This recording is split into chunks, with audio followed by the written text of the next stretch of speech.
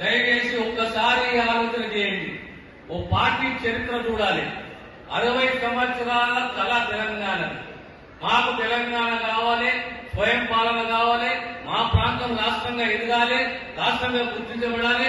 కనుక మేము పోరాడతాం, మేము తెలంగాణ తీసుకుంటామంటే తెలంగాణ పోరాటాన్ని గుర్తించింది సోనియా గాంధీ. తెలంగాణకు న్యాయం చేసింది, తెలంగాణను ఇచ్చింది సోనియా గాంధీ.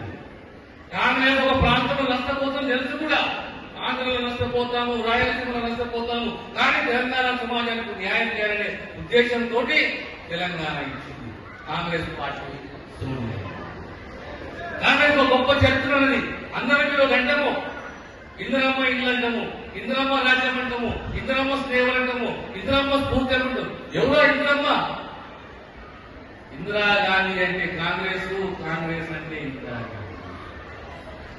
ఓటమి గెలుపుని సహజము, దాని చరిత్రలో మిగిలిపోవాలి.